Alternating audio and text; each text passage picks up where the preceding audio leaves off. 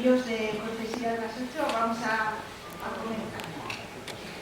Muchas gracias en primer lugar a todos y todas por vuestra asistencia a esta primera conferencia de nuestro programa de actividades de 2023, en la que contamos con un gran profesional de la arqueología y un conocedor del patrimonio y la historia de Miranda de Ebro, como es Rafael Barón. Pero antes de comenzar la presentación de Rafael, quisiera, si me lo permitís, dedicar unas palabras en nombre del patronato de la Fundación Cultural Profesor Cartera Burgos en memoria de nuestro muy querido Benito Boes Lacalle, que ha sido, que tristemente falleció hace apenas 15 días y que formó parte de la Fundación desde 1993, lo que supone 30 años de su vida. Comenzó en la Fundación en aquel año como vocal y portavoz de los medios de comunicación, sustituyendo en aquella labor al también conocido y querido Jaime Chamorro. Y se convirtió pronto Benito en un imprescindible. Como todos sabemos, ha sido una persona muy querida en Miranda, pero también muy querida por todos nosotros quienes formamos parte de esta Fundación Cartera, por sus grandes valores humanos y sociales, por ser muy trabajador y generoso, y sobre todo una persona muy culta, que como demostraba siempre en las magníficas presentaciones de las conferencias que hacía, labor que ejerció durante mucho tiempo y para la que se preparaba siempre con cierta. Además, fue siempre un gran cicerone en Miranda de todos los conferenciantes invitados de la Fundación, a quienes explicaba nuestras tradiciones y nuestra historia. Y en nuestro caso, muy especialmente, las explicaciones que siempre daba de la judería y la sinagoga de Miranda. Por todo ello y por su simpatía y buen hacer, le llevaremos siempre todos en nuestro corazón, pues forma parte sin duda de nuestra historia. Dicho esto, cuesta un poco, porque es verdadero el cariño que sentíamos con Benito y que vamos a echar mucho de menos, pues bueno, toca seguir trabajando y seguir adelante con la Fundación Cartera, en la que trabajan muchos más miembros y que hoy tenemos el placer de abrir este programa en el 2023. Doy las gracias a Rafa Barón por responder siempre a nuestra llamada y estar hoy aquí súbitamente, y además las gracias al numeroso público que ha venido Rafa a escuchar. Rafael Barón Hernández nació en Miranda de Ebro en 1971. Es licenciado en Historia y tiene un diploma de estudios avanzados en Arqueología y Territorio en época histórica, es máster en Prehistoria y Arqueología. Es arqueólogo desde los años 90, con dedicación exclusiva durante estos últimos 20 años, ejerciendo como profesional de la arqueología en distintas empresas y colaborando con grupos de investigación universitarios y ahora como profesional liberal en arqueología. Ha participado sin duda en numerosas actividades arqueológicas, bien como arqueólogo o bien como director de esas actuaciones. Y en estos últimos años ha dirigido proyectos de investigación centrados sobre todo en la caminería romana, medieval y moderna en el territorio histórico de Álava, así como en la predetección de yacimientos mediante drones. También ha participado en las excavaciones de la Plaza Nagusia de Changio en Vizcaya en los años 2019 y 2021, los sitios de los Castros y Berbella en barrio Álava o últimamente, el año pasado 2022, en la Aljama de Pancorbo, en la judería de Pancorbo. También en el estudio histórico arqueológico de las murallas de Lequeitio, también en Vizcaya, que es un proyecto que está actualmente en curso, en el que trabaja para la Universidad del País Vasco. En Miranda, destacan sus actividades sobre todo en Vilóbriga, Arcemira Pérez y en el Castillo, y también la divulgación de su legado arqueológico y de las metodologías utilizadas para la investigación. Además, es presidente del Instituto Alavés de Arqueología desde 2019 y forma parte también de la Junta Directiva de la Plataforma Estatal de Profesionales de Arqueología, la PEPA. Hoy, esta tarde, bueno, nos trae una conferencia que viene de una ponencia que ya presentó en 2021, en mayo del 2021, en el Congreso Nacional de Arqueología Profesional, y que ha titulado Un toque de atención, errores y horrores en la arqueología leonesa. Se trata, esta tarde va a tratar de abordar el inventario de bienes arqueológicos y las normas urbanísticas de nuestra ciudad, de Miranda de Ebro, en el que se han detectado pues, varios errores o anomalías que con el paso del tiempo pues, no se han corregido. Va a destacar diferentes aspectos de esto, pero al final no solamente nos va a hablar de estos errores o anomalías, sino que va a aportar las posibles soluciones. Así que, Rafa, te lo pido. Es el momento de dar las gracias por la invitación de la Fundación Cantera por estar aquí, y especialmente a su delegada, Laura, para que le dé una amable presentación que acabamos de escuchar. Siempre tengo que dar las gracias a Laura porque es un privilegio para mí estar aquí, y gracias a lo fácil que lo hace, pues además venimos y es un lujo para los ponentes. Es también necesario agradecer a las entidades colaboradoras el patrocinio que ejercen en estas ocasiones. Contar con el Ayuntamiento de Miranda, la Diputación de Burgos y la Fundación Círculo facilita que podamos traer a la Fundación una programación interesante, amena y de calidad. Cualidades estas que espero no defraudar en esta cita, no solo sea porque el Ayuntamiento de Miranda me deja este pantallón que me tiene absolutamente enamorado. Por último, hay que agradecerles a ustedes su respuesta a la acudir a estos actos. Sin su presencia y su interés, estos esfuerzos que hacemos no tendrían sentido.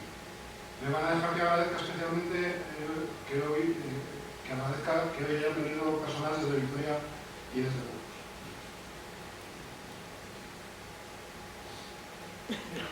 Un tristísimo repaso.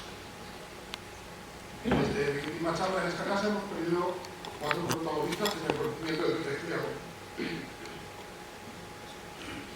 que compartían un amor tremendo por Miranda y que en mi propia experiencia compartían otras cualidades más. Son más bien magníficas personas a las que yo personalmente he hecho mucho de menos.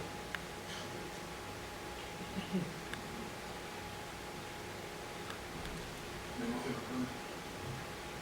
Bueno, vamos a ver. Como bien decía Laura, esta charla de hoy procede de una comunicación en el segundo Congreso Nacional de Arqueología Profesional que se celebró virtualmente debido a la...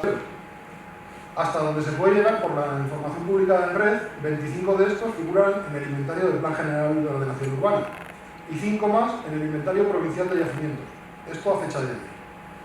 Desconocemos si esta información se cruza entre administraciones, que entendemos que debería ser así, pero lo que parece evidente es que no se actualiza de manera adecuada en los medios de público, ni en el Ayuntamiento ni en la Junta de Castilla y León, porque ese desfase existe.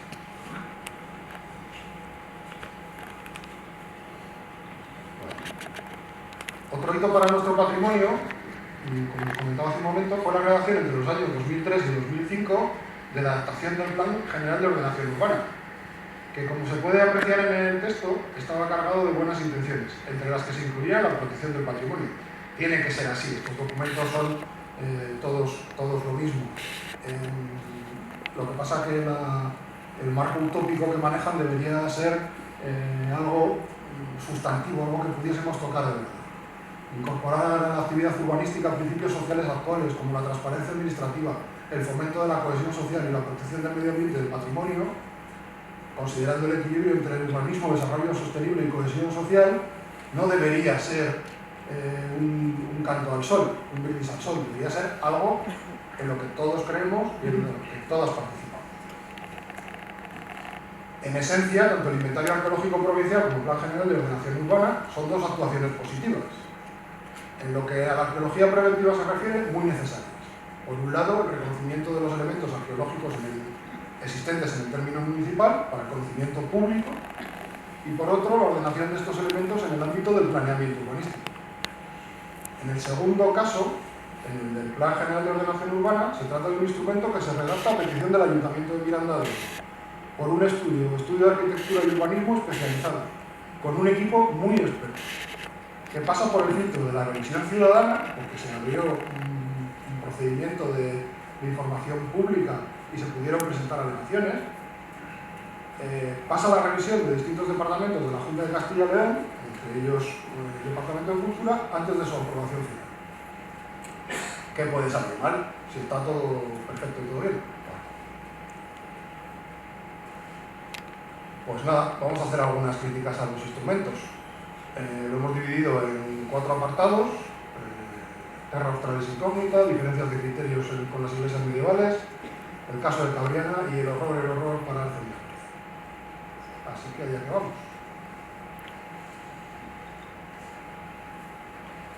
Si nos fijamos en el mapa del término municipal de Miranda de Ebro, verán al sur 2 pequeños islotes del territorio municipal. Son el Ternero y Sajuela. Son 2 cotos redondos, son 2 propiedades medievales que en la ordenación provincial del siglo XIX, en la de Javier de Burgos, se quedan ligados al Ayuntamiento mirandés, a pesar de que se encuentran rodeados por la antigua provincia de Logroño en Comunidad Autónoma de La Rioja. Ambos fueron olvidados en el inventario arqueológico provincial sin que sepamos muy bien la razón.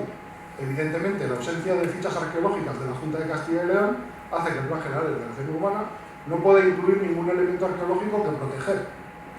Y sin embargo, en el caso del Ternero, que saben ustedes que hay una bodega que produce los vinos de Miranda, los únicos vinos que se producen en Castilla y León en La Rioja, no se han incluido, tampoco se han incluido elementos arquitectónicos como son su monasterio, la ermita de la Virgen de la Pera y el conjunto de viviendas de los empleados del monasterio, que en un momento determinado incluyeron escuela y cuartel de la Guardia Civil, que forman parte hoy del complejo productivo de la bodega.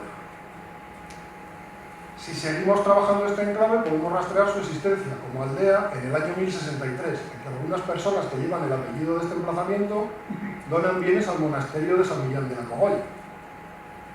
En 1088 ya no es que tengamos gente, sino que sabemos un poco de lo que tenían. En 1088 existen 2 casatos poblados. Al menos viven gentes en casas.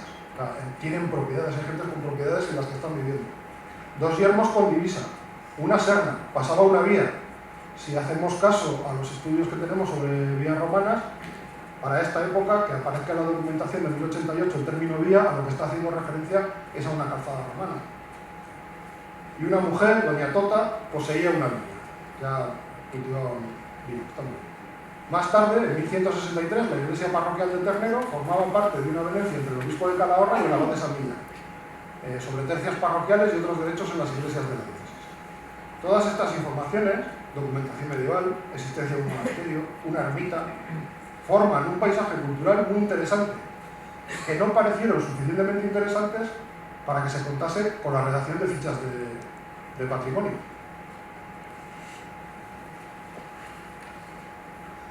Esto supone que, por ejemplo, lo que está enmarcado en el círculo rojo es un gran movimiento de terreno junto al monasterio, que se hizo en 2015, la imagen es de 2015, la imagen era de Google Earth. ¿Han tenido estos movimientos de tierra, han tenido un seguimiento, un control previo arqueológico? Pues no lo sabemos. Yo al menos no me consta, eso no quiere decir que no se hayan producido. Pero me sorprendería porque no habiendo una ficha de protección, no hay obligación por parte de la propiedad que hace los trabajos de valorar si hay arqueológicamente algo. Termino con Ternero y me paso a Sajuela. No voy a meterme en las menciones medievales de Sajuela, porque hay unas pocas, y nos vamos a un testimonio más cercano. El profesor Cantera, precisamente en 1945, indica que en un pequeño teso, en una pequeña altura, la granja llamada de Sajuela, compuesta de una casa de recia construcción, con su puerta ojival, y una antiquísima iglesuela dedicada a Santiago, que forman el coto redondo, perteneciente con manejo a Miranda. En las imágenes aéreas que pueden ver, en Sajuela en 1945 y en 1946 está más o menos como la pudo ver el profesor Cantera. La ruina del tejado de la iglesia, que es ese edificio, es esa flecha azul que está abajo, ese edificio pequeño es la iglesia, ya ha perdido un tercio del tejado. En la imagen de la derecha En el recuadro inferior rojo ya veis que el tejado se ha perdido prácticamente por completo. La nave está totalmente al descubierto. En ambas imágenes lo que pasa es que el pueblo parece resistir, pero lo que ya no hay manera en 1945 ni en 1956 es de sostener ese patrimonio. 20 años más tarde, toda la iglesia ha perdido la techumbre y prácticamente el pueblo ha desaparecido. Es la foto aérea de 1973 a 1976. Poco después, la iglesia es arrasada y utilizada como cantera para las localidades vecinas. En esos momentos ya no quedan vecinos en Sajuela que sean capaces de defender su patrimonio. En la actualidad hay pocos elementos que nos dicen que allí hubo una población. Para estos casos solo nos queda la arqueología, pero desafortunadamente estos restos no cuentan con protección arqueológica, o al menos nosotros no conocemos que. Y sin embargo, Ignacio López de Sillanes recuperó en prensa en 1996 una imagen de la iglesia, e incluyó una planta de esta y estableció la causa de la desaparición, que es la que les he contado, el expolio de la construcción por parte de los vecinos de las localidades que todavía existen en el área en la década de los 70 del siglo XX. El propio López de Sillanes indicaba que la iglesia podría tener origen prerrománico, que es interesantísimo el prerrománico, porque contamos con muy pocos ejemplos y contamos con muy pocos ejemplos bien estudiados, y es una pena. El recio edificio que tienen a la derecha de la imagen parece lo que parece una torre fuerte gótica del siglo XIV. La foto es de mi colega Sergio Larrauri y está tomada en 2019. Esta casa todavía sigue en pie, más comida por la vegetación, y se advierten restos de otras construcciones, pero ya les digo que están perdidas entre la vegetación. Vamos a cambiar de apartado. Aquí no se trata de un error o de un horror. Aquí lo que se trata es de una diferencia de criterio que condiciona nuestro patrimonio. En el año 2000, como ya hemos indicado, se veía la revisión del inventario arqueológico provincial para el municipio de Miranda. Ese inventario no recogía protecciones a lugares que estuviesen dentro de los ámbitos urbanos. Es posible que la razón para esta decisión estuviese en la necesidad de generar instrumentos urbanísticos propios de protección, como sucedió con el Plan Especial de Reforma Interior del Casco Histórico del año 2005, que la entrada en vigor de ese PERI provocó que se declarase bien de interés cultural el conjunto histórico de la Villa de Miranda de Ebro.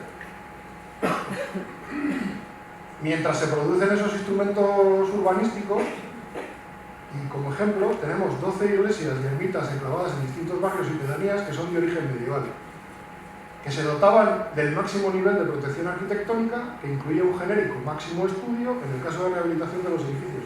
Sin embargo, las normas particulares de protección no incluyen prevenciones arqueológicas ni sobre ni bajo cota cero. En principio, si vamos a intervenir en estas iglesias, la presencia de un arqueólogo no es necesaria, salvo que alguien denuncie que aparecen restos arqueológicos, entonces habría que detener las obras, valorar arqueológicamente el sitio, programar las acciones que hubiese que programar y, consecuentemente, pues prolongar y paralizar y prolongar la obra.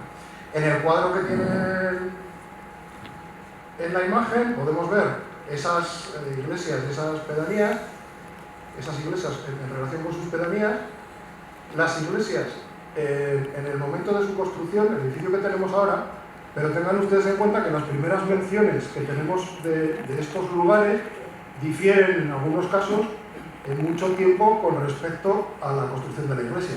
Es bastante probable que ya existiesen iglesias en Arce en el año 971, que la iglesia que tenemos ahora allí lo que esté es sobre los restos de una iglesia anterior o de un espacio sagrado que tuviese una iglesia de unas características que ahora mismo no somos capaces de imaginar. Esto pasa en todas las iglesias, menos en la de Valverde. Lamento no haber encontrado un ejemplo más cercano, así que he recurrido a la excavación arqueológica en el municipio de de Alegría de Duarte.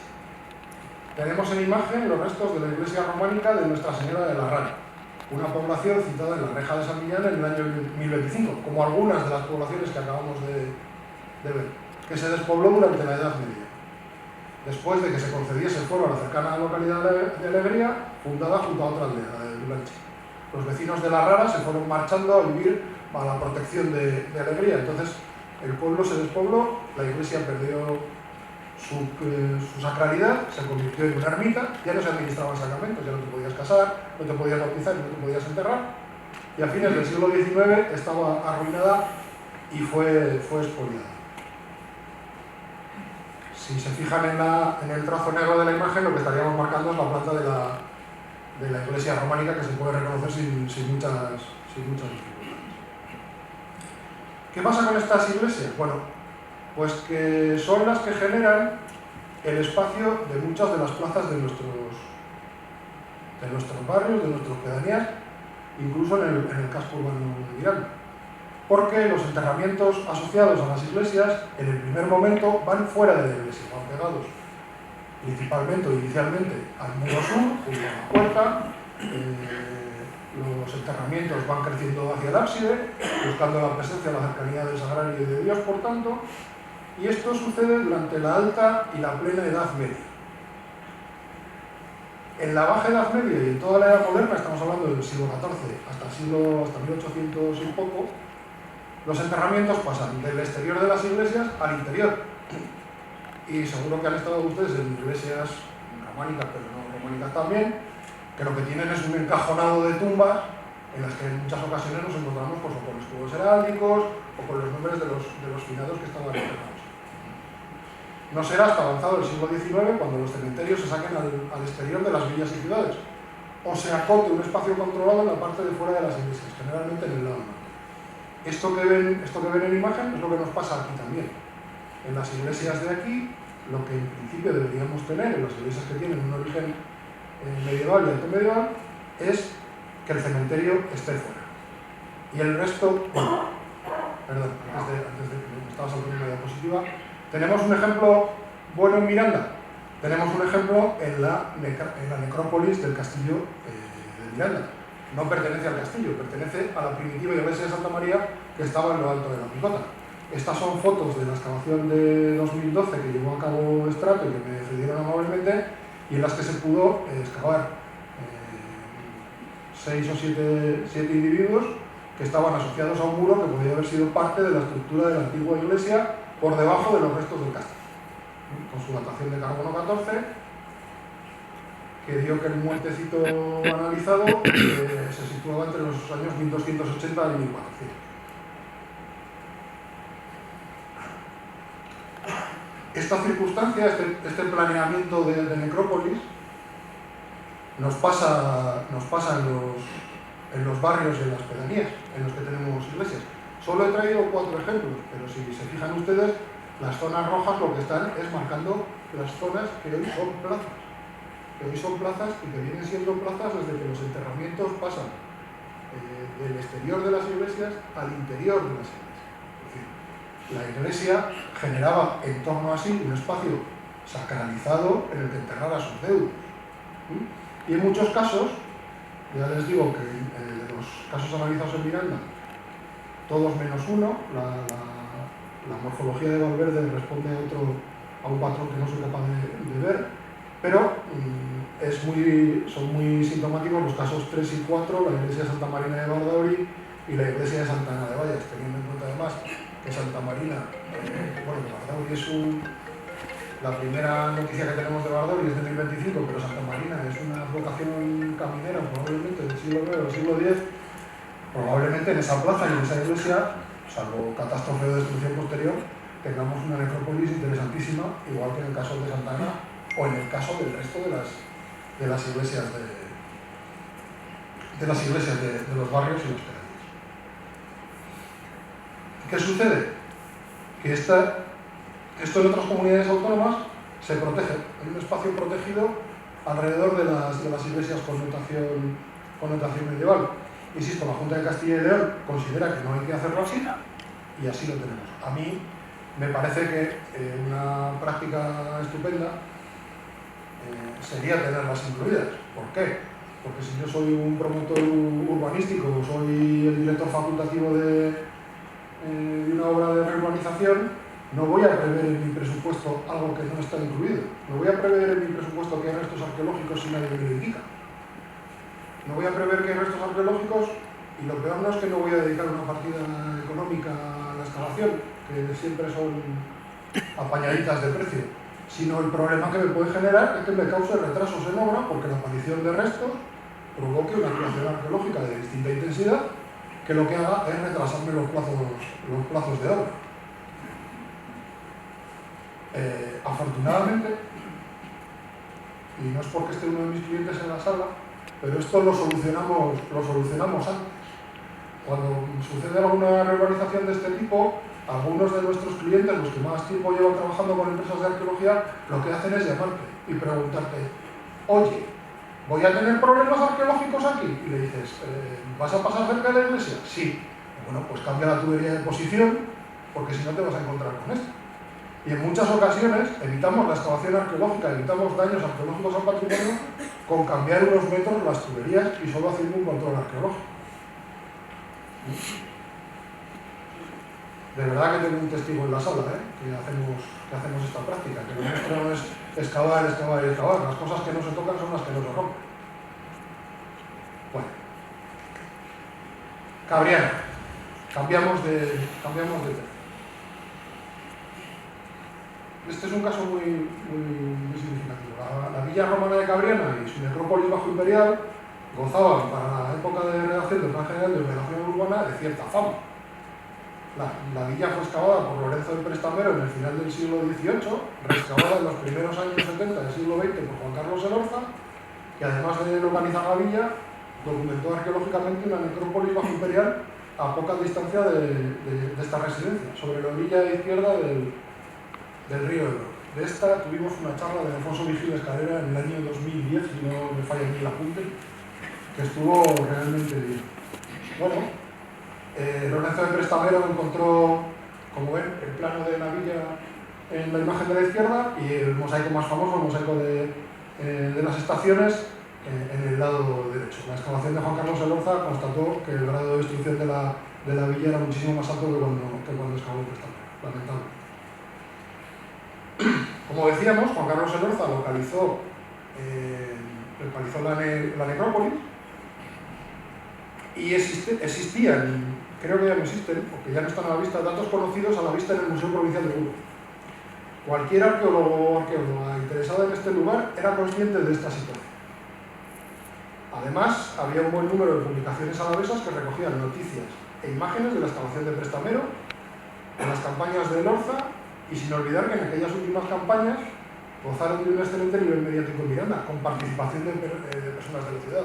Royola y Josefina Andrío, por ejemplo.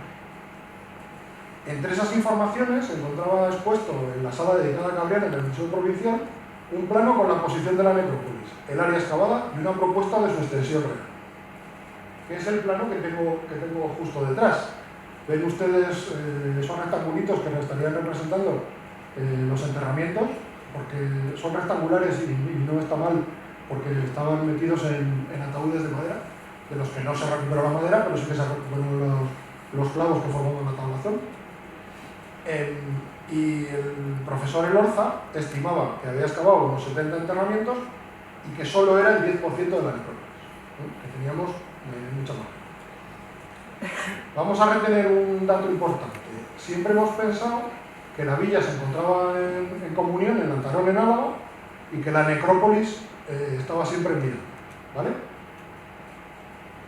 Bueno, ahí tienen una ortofoto aérea de los restos de la excavación, en torno a esa caseta que existe en Cabriana, junto al salto de agua y el canal. Todavía subsiste la caseta y yo creo que todavía se pueden ver los montones de tierra que se dejaron de la excavación. En la imagen, toda esa alteración que se ve en el suelo es la excavación arqueológica.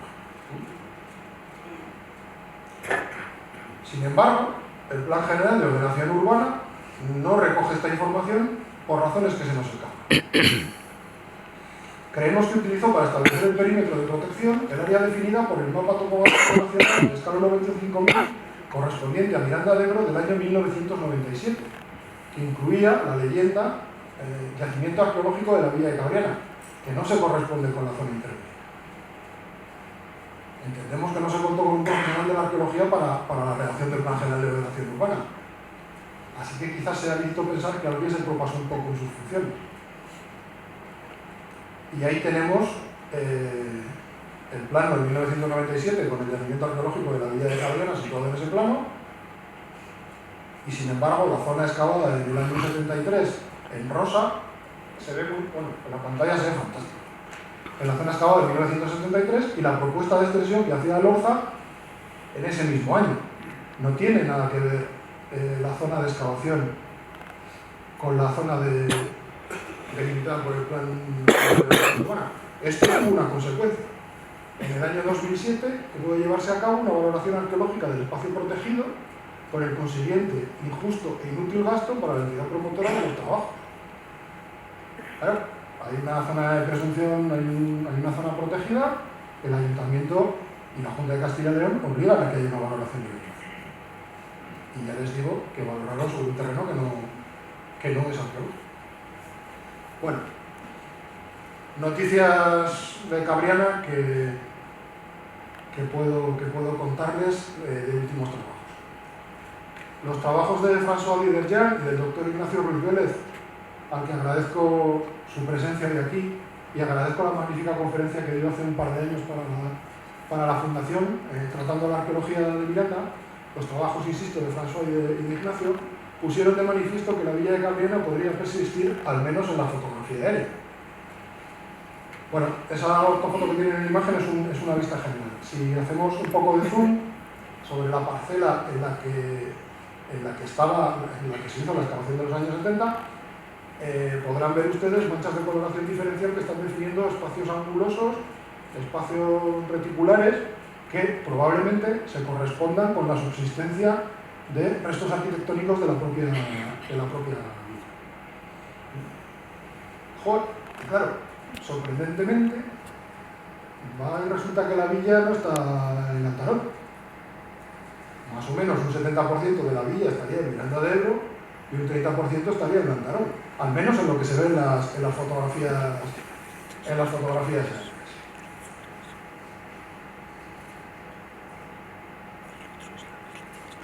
Bueno, esta falta de contraste de datos ha hecho que el área donde se excavaron los restos y donde se propone que puedan seguir existiendo se encuentre sin protección alguna. Bien al contrario, se ha definido un área de protección arqueológica fuera del sitio. Y entonces, lo que deberíamos tomarnos en serio es rehacer la zona de presunción arqueológica de este espacio, eliminar el espacio actualmente protegido por el Plan General de Ordenación Urbana y proponer un espacio nuevo que tenga en cuenta las evidencias arqueológicas. Si se fijan en la imagen, verán que hay un perímetro rojo marcado al norte de la parcela. Esa es la zona de presunción que tenía dado el gobierno vasco hasta 2016. Ese se incluía solo la villa de Cabriana. Ahora es muchísimo más extensa. Si estos son 4 hectáreas, ahora mismo la zona de protección de Cabriana en el lado a la vez del río es de unas 30 hectáreas, porque no solo incluye la villa romana de Cabriana, sino que incluye el espacio en el que pudo estar el despoblado medieval de Cabriana.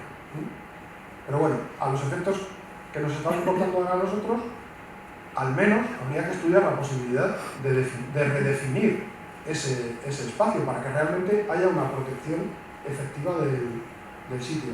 Y no sería complicado hacerlo, porque tenemos los datos históricos y habría que redibujar los límites de protección. Supongo que burocráticamente llevará más tiempo que esto que yo acabo de expresar, pero a mí desde aquí no me parece bien. Bueno.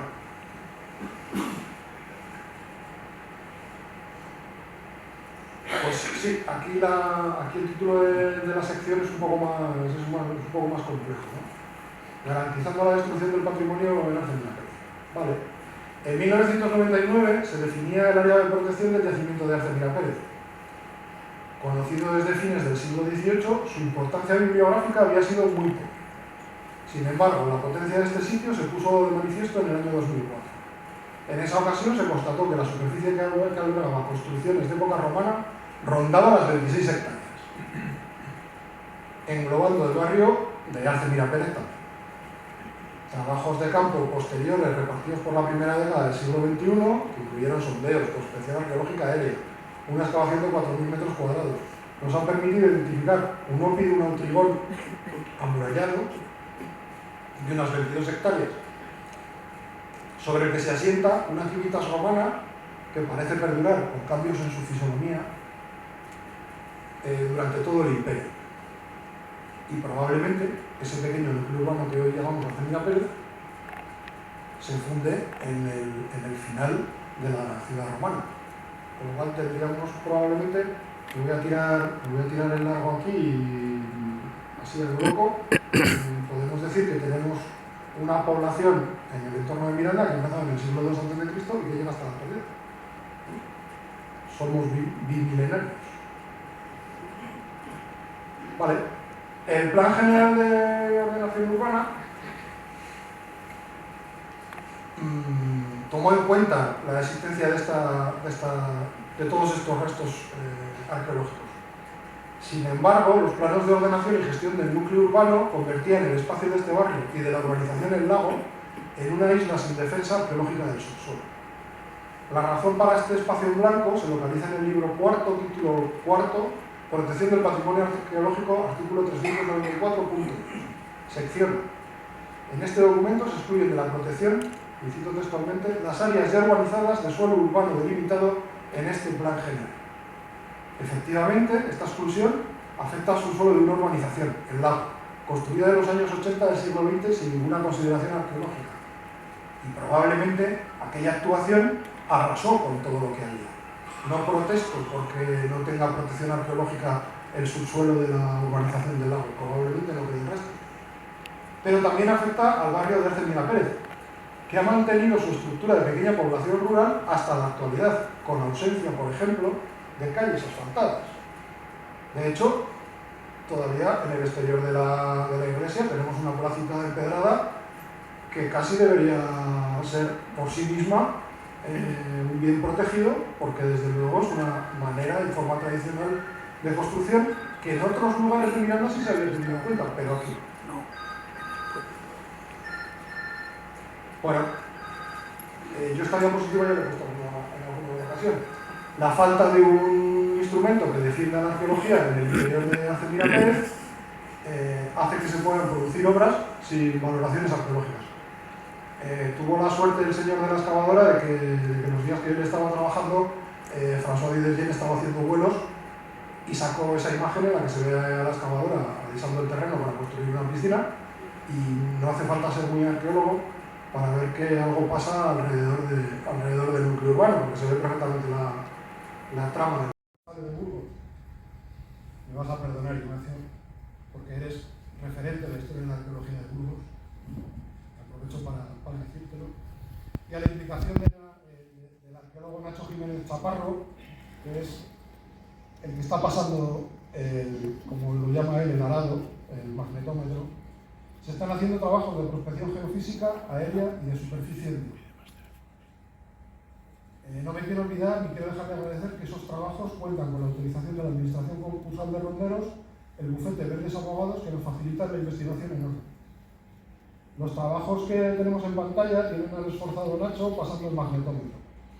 Este aparato mide diferencias magnéticas en el subsuelo, de tal manera que puede distinguir estructuras, zonas sin actividad o espacios donde se han producido acciones relacionadas con el fuego, entre otras cosas. Tiene algunas ventajas. Es inocuo y no hay que levantar tierra para ver lo que hay debajo.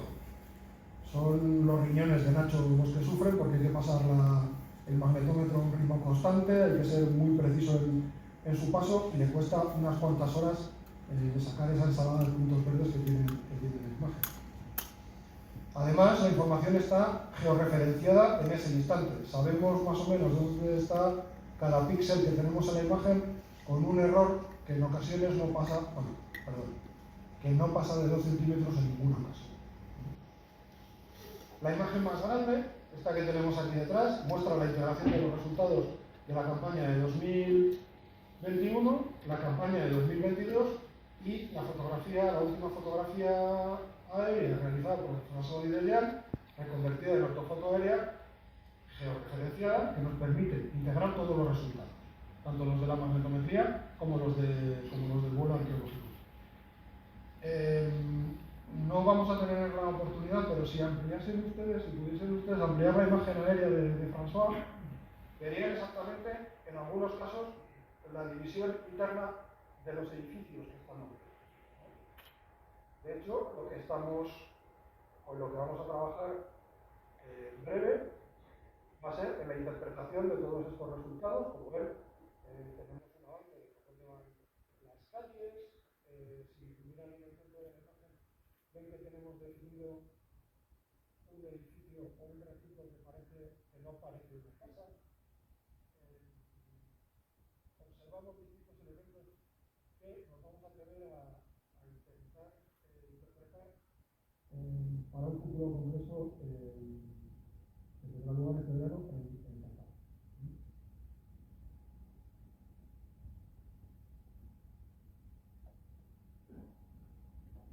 Vamos a reflexionar y vamos a... ¿Por qué se produce esto? Bueno, en el caso de estos colegios negros, parece que estamos ante un error múltiple entre la administración y el equipo del inventario arqueológico provincial. Pero no parece normal que se puede definir una zona que tiene una documentación arqueológica o una documentación histórica. ¿Qué hace referencia? Y luego sale el ejemplo número 2, en el caso de las iglesias en metrópolis. Esto más que un error, insisto, debería tratarse como una mejora del sistema. Se dice que el espacio de las iglesias del casco viejo ya tienen protección arqueológica por estar incluidas en el imperio. Pero ¿qué sucede con esas que están fuera de las protecciones generales? ¿No se debe tener en cuenta su potencialidad arqueológica? A nosotros nos parece evidente. En el caso de Cabriana, efectivamente, más allá de aceptar explícitamente los inventarios arqueológicos provinciales, no tenemos que nacional de denominación urbana, tendría que haber un repaso de lo que estaba haciendo. Porque ese además es un momento de hacer correcciones a la alza o a la baja. El movimiento de Ángel Pérez tenía 250.000 metros cuadrados más de extensión. Y se pudieron corregir ante la evidencia de falta de mancha. La mancha que tenemos ahora en las lecciones, bastante más pequeña que la que teníamos en el Con el caso de Artemisa Pérez, yo ya no sé qué pensar. Obvio que la acción urbanística del lago pudo arrasar con todo el patrimonio subyacente y no merecería la pena establecer medidas de protección. En el caso del Museo de Arte, precisamente se ha quedado posibilitado. Precisamente se ha un conservador arqueológico de primera magnitud en ese punto. Yo no descarto que una valoración arqueológica más intensa podría arrojar los datos de otros corredores, no solo de las romanas y las romanas, lo que lo hace, pero probablemente podríamos encontrar el sitio que explique el paso de la antigüedad en el siglo XV, XVII y de todas las medidas que se genera condiciones.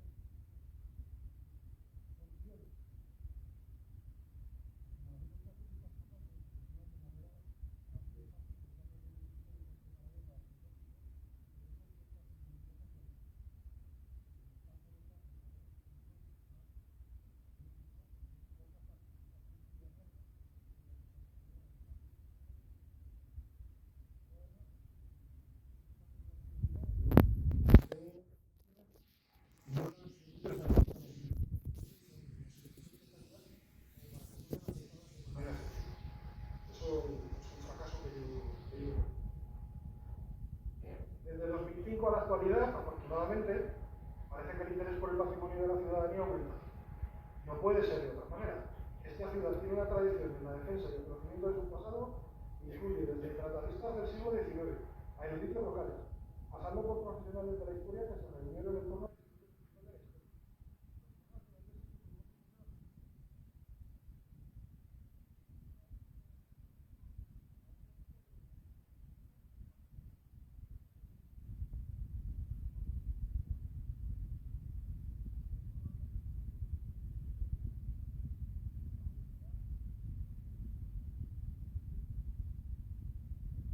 Miranda.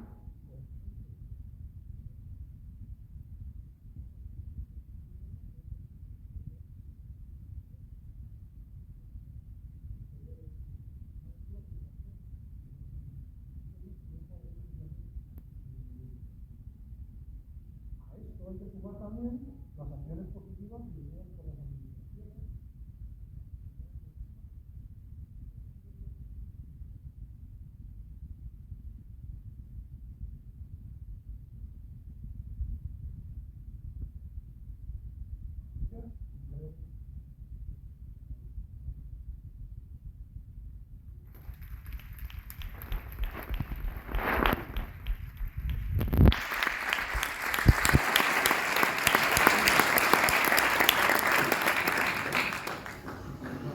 Estoy a su disposición. Si no les he dormido, tampoco sería mala cosa.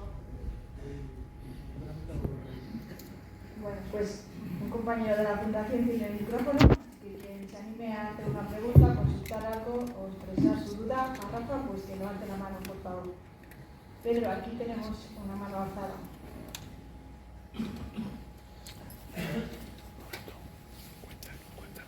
Hola, muy buenas. Primero quería hacer mención en recuerdo y memoria de Benito Gómez Lacalle. Y la pregunta que te haría, desde un punto de vista periodístico y de las humanidades, si podría verse con estos errores cometidos desde un punto sociológico, formación humanística, o qué ha podido pasar. Pues a mí también me gustaría saberlo. Yo no descarto ninguna hipótesis.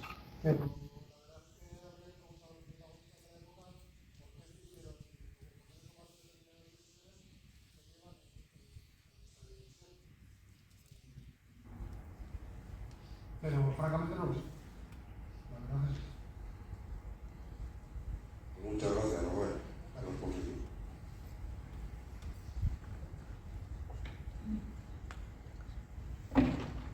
Siempre me pasa lo mismo. Yo también nunca hay preguntas.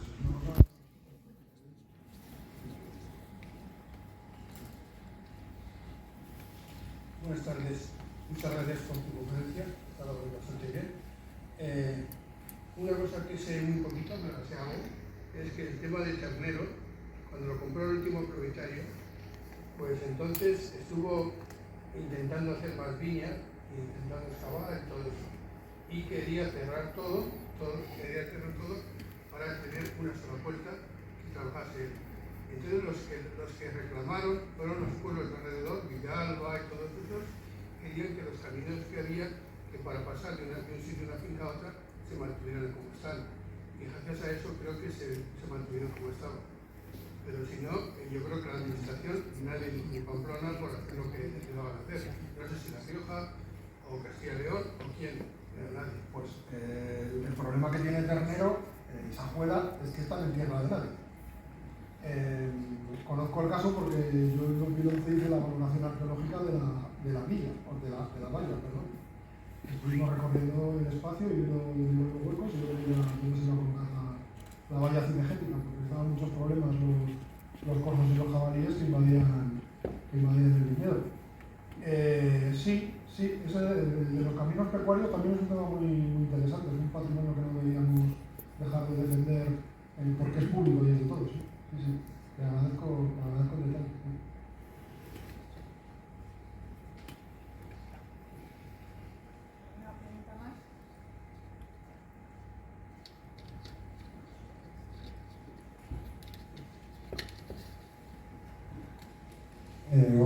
Bueno, muchas gracias por lo que ha hecho.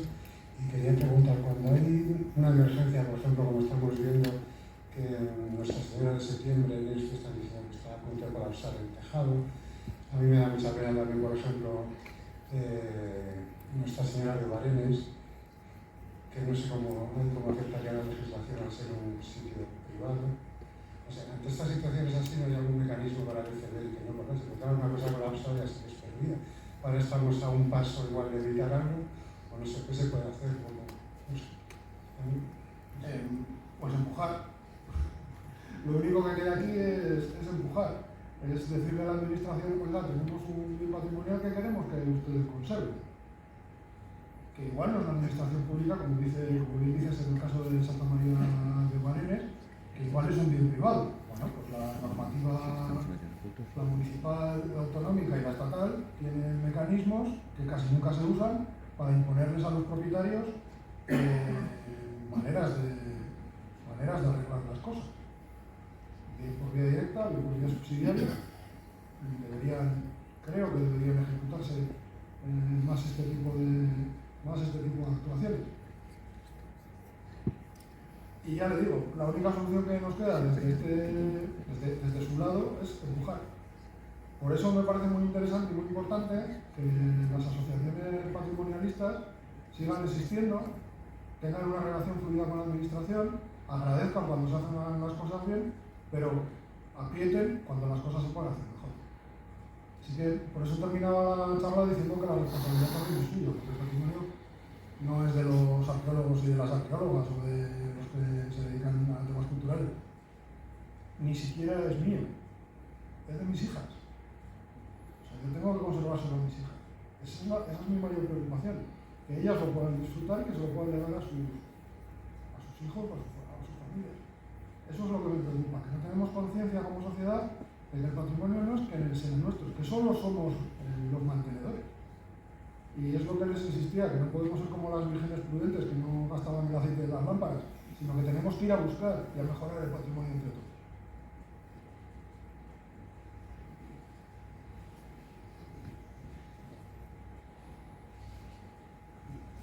Hola, buenas tardes. Según creo recordar, el trazado del AVE Burgos-Vitoria atraviesa cerca del límite provincial entre Burgos y Álava, a la carretera de acceso de comunión. Si tenemos mal hecho lo que está mal puesto, la zona de protección, y si pasa por una zona que no está protegida, ¿qué puede pasar con eso? Bueno, en un teórico todo mal, pues que pasarían las máquinas y aquí paz y después gloria. Afortunadamente, Cabriana, que es el yacimiento del que estamos hablando en su afección, que podría haberse afectado, es lo suficientemente conocido como para el equipo arqueológico que vaya en la construcción previa del AVE haya habido una revisión del patrimonio arqueológico. Es probable que ya esté incluido y delimitado de manera correcta en esos estudios de impacto ambiental. Durante la construcción del AVE habrá un equipo arqueológico que esté al tanto de los movimientos de tierras y estoy convencido de que ya saben qué pasa con Cabriana. Bien sabe más que el gobierno vasco lo tiene mejor delimitado que nosotros y como coinciden las zonas, pues está incluido sí o sí. Ya te digo, pensando en positivo y creyendo que será así como se haga. Antes de que... Bueno, no sé exactamente cuál es la solución que ha adoptado Adif con el paso. No sé si va en un paso elevado, si va en superficie, no, igual sabes tú mejor que yo. Pero no lo sé. Pero ya te digo, en principio, con la protección que tiene del gobierno vasco y con el conocimiento que estamos generando desde aquí hacia Cabriana, lo lógico sería que el equipo que ha hecho el estudio de impacto ambiental o el equipo que vaya a asumir el seguimiento de las obras lo tenga clarísimo.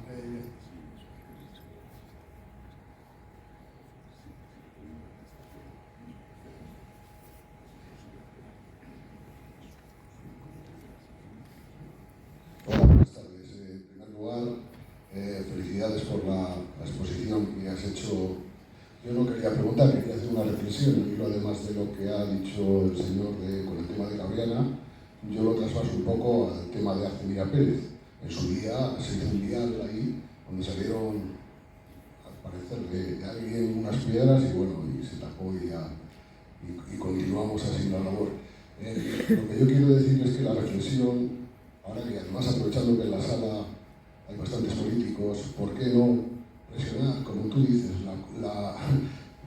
la verdadera fuerza está en nosotros, en todas las asociaciones, a nivel individual, etcétera, en exigir a los políticos que lleven en sus programas electorales una ley o un fundamento que pueda recoger y que nos pueda garantizar que esas futuras excavaciones estén ahí para el patrimonio de nuestros hijos y de las generaciones venideras, y hacer lo posible por invertir en ir sacando eso a la luz, porque al final, aunque no de votos a corto plazo, al final es una riqueza que tenemos ahí y que la debemos aprovechar. Voy a hacer un alegato en favor de los políticos, de los que están en la sala y de los que no están. No me gustaría estar en su pellejo tomando algunas decisiones. Me parece que un trabajo vocacional como el ser concejal, alcalde, presidente de la Junta de Castilla y León, miembro de la Diputación de Burgos, no es fácil. Probablemente muchas veces no sea ni agradecido. Entonces, sí, yo entiendo que la presión que podemos ofrecer a los políticos debería haberse contestada, pero también entiendo que estas cosas necesitan sus tiempos, necesitan sus planes, necesitan disponibilidades económicas que a veces tuvemos porque no somos capaces de pensar. Pero sí lo que está claro que necesitamos es que los elementos de protección estén claros, porque evitamos destrucciones innecesarias. Si en patrimonio tenemos una máxima que es que lo que no se conoce no se quiere. Entonces, si no sabemos que esas cosas existen y que están ahí, no podemos protegerlas adecuadamente. Les he dicho en la charla que los arqueólogos últimamente estamos por no excavar, porque todo lo que excavamos lo rompemos. El método de documentación arqueológica, de excavación de campo, es destructivo. Cada vez que quitamos una cosa ya no la podemos volver a poner en su sitio. Si no la documentamos exhaustivamente es una historia que se tira. Nos pasa lo mismo con la protección de los elementos. Si no están bien protegidos, si no somos exigentes con esos inventarios, con esos elementos, con esos documentos urbanísticos o administrativos, estamos provocando que se pierda muchísimo patrimonio. Y ya les digo, los políticos y nuestros administradores tendrán sus responsabilidades, pero los que estamos al otro lado de la mesa también tenemos las nuestras.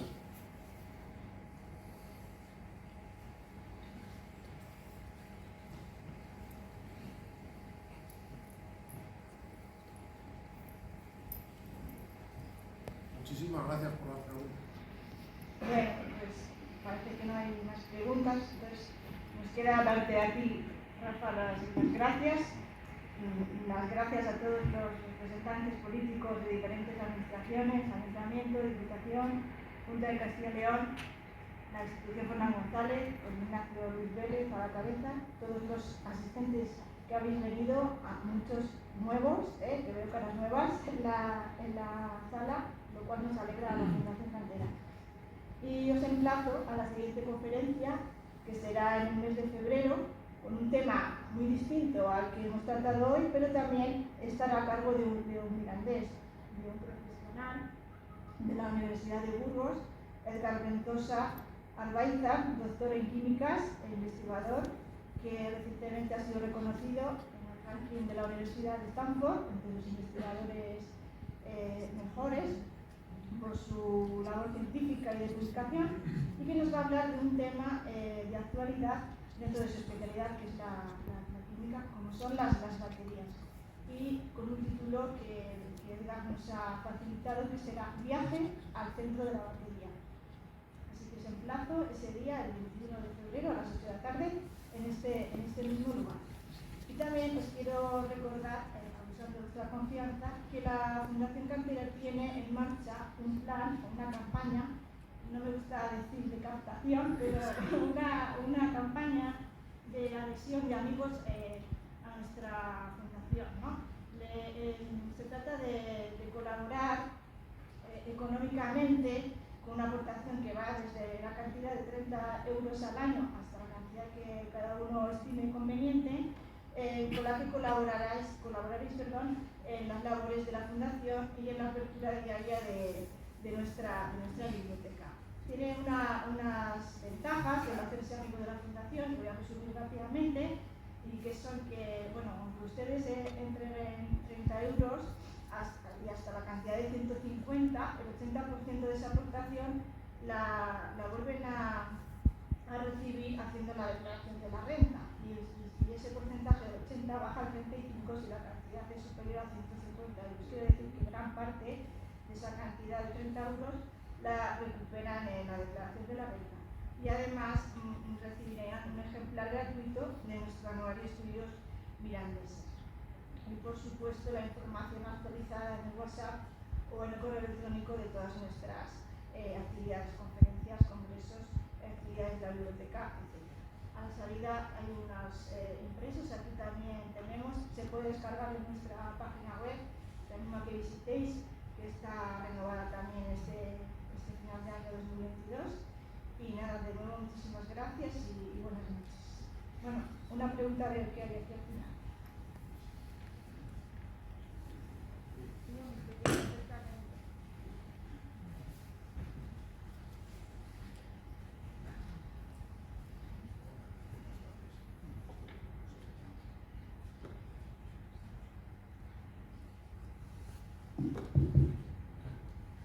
Buenas tardes. Solo una breve pregunta. ¿La Fundación Cantera tiene el mismo ideario que tuvo en sus inicios y que viene ahí descrito? ¿O cuál es el ideario de la Fundación Cantera ahora? Los fines de la Fundación Cantera. Los fines de la Fundación Cantera son los mismos desde la Carta Fundacional del año 1979. No lo sé de memoria, están los estatutos, no lo sé de los tres de memoria, el texto como viene los estatutos, pero se lo resumo. Es básicamente cumplir con los deseos de Francisco Cantera Burgos de crear en la ciudad de Miranda un centro cultural a partir de su biblioteca y en el que se desarrollasen temas de historia, pero también temas de actualidad. Y sobre todo el profesor Cantera tenía interés porque se hiciese hincapié en la formación de los jóvenes de la ciudad, ¿no? Y por eso se abre la biblioteca cada día de lunes a viernes desde entonces, ya desde hace 44 años. Esos son los fines de la Fundación, trabajar por crear interés, inquietud cultural en la ciudad de Miranda de Ebro, en las áreas del profesor Cantera, que son la historia de los judíos y la lengua hebrea, y en la historia de Miranda y por supuesto en los temas de actualidad, porque el propio Cantera ya define que dentro de las actividades de la, él no lo llama fundación, pero es la figura jurídica que se le dio, ¿no? Que ese centro cultural tuviera también divulgación de temas de actualidad, generando inquietudes en la ciudad. Sí, pero también en los fines de esa vocación que se define al principio, habla de las regiones limítrofes, de los territorios limítrofes. Y dice algo muy concreto. No sé a qué se está refiriendo concretamente. Tiene ahí los fines de la... No tengo los estatutos de la Fundación aquí ahora mismo, no me los sé de memoria, desgraciadamente, pero no sé a qué se refiere. El trabajo de la Fundación es en Miranda y es en su comarca, y creo que a lo largo del tiempo así se puede comprobar, ¿no? En las conferencias no tratamos solo temas de Miranda, tratamos temas de actualidad, tratamos temas de historia de nuestra provincia burgalesa, por supuesto, de toda Castilla y León. Si usted analiza los índices de estudios mirandeses desde el año 81 hasta el 2022, pues verá que hay absolutamente variedad de temas. Por supuesto, centrados en Miranda, que es el nombre del anuario, estudios mirandeses, pero nos referimos a la comarca muchas veces. El propio Rafa Barón, siempre que ha sido invitado, no se limita a hablar de Miranda, porque estamos en un enclave limítrofe con otras provincias y sería absurdo que nosotros nos centremos exclusivamente en Miranda. Nos debemos a Miranda y a la provincia de Burgos y a todos nuestros límites provinciales. En Álava acabamos de hablar, ¿no? de Sajuela y del Ternero, que son enclaves mirandeses en otra provincia.